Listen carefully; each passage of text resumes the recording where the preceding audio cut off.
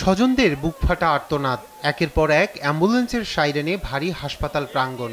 সোমবার দার্জিলিংয়ের কাঞ্চনজঙ্ঘা এক্সপ্রেস ট্রেনে আহতদের অধিকাংশকেই নিয়ে আসা হয় পশ্চিমবঙ্গের উত্তরবঙ্গ মেডিকেল কলেজ হাসপাতালে।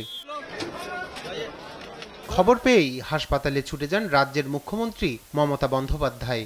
নিহতদের পরিবারের প্রতি শোক জানিয়ে দায়ী করেন রেলের অব্যবস্থাপনাকে। আর এখন আর বলবো রেল ডিপার্টমেন্টও নেই, ওই ডিপার্টমেন্ট মানে ইয়াও হয় ওয়াও হয়। এখন তো আর রেলে বাজেট নিয়ে উঠিয়ে দিয়েছে, রেল মিনিস্ট্রিটা আছে, কিন্তু রেলের সেই আগের যে মাধুর্য সেটাকে নষ্ট করে দিয়েছে। সুতরাং রেল হ্যাভ বিকেম টোটালি পেরেন্টলেস। সোমবার ঈদের দিন সকালে শিয়ালদহের দিকে যাওয়ার পথে ভয়াবহ দুর্ঘটনার সাক্ষী হয় কাঞ্চনজঙ্ঘা এক্সপ্রেস।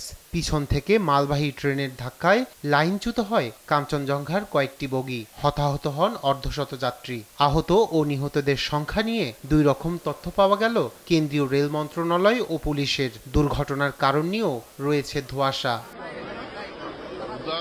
শুরুতে রেল কর্তৃপক্ষ দাবি করে পণ্যবাহী ট্রেনের চালক সিগন্যাল অমান্য করায় এই দুর্ঘটনা ঘটে, কিন্তু ঘণ্টাখানিক পর জানায় চালক দায়ী নয়। স্থানীয় সময় ভোর 5:55 রানীপাত্র থেকে ছত্তরহাট পর্যন্ত অকার্যকর ছিল অটোমেটিক সিগন্যাল ব্যবস্থা। गुड्स ट्रेन ने पीछे से सिग्नल को डिसरिगार्ड करके आके उसको हिट किया है। তখন ম্যানুয়াল মেমো ইস্যু করে গাড়ি চালানোর ছাড়পত্র দেন স্টেশন মাস্টার। তাতেই ভয়াবহ দুর্ঘটনা ঘটে বলে দাবি রেল বিশেষজ্ঞদের। দুর্ঘটনাস্থল পরিদর্শন করে কেন্দ্রীয় রেলমন্ত্রী অশ্বিনী বৈষ্ণব জানায়, বিষয়টি খতিয়ে দেখছে রেলওয়ে নিরাপত্তা কমিশন। সেই প্রতিবেদন হাতে এলেই বেরিয়ে আসবে প্রকৃত কারণ। रेस्क्यू ऑपरेशन कंप्लीट हुआ है, अभी रेस्टोरेशन पे पूरा फोकस है, ये मेन लाइन है।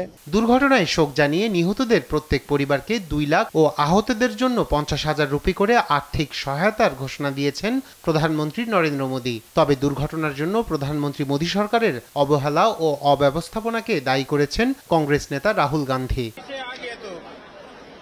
রায়হান কবির শুভ্র, নিউজ ডেস্ক, দেশ টিভি।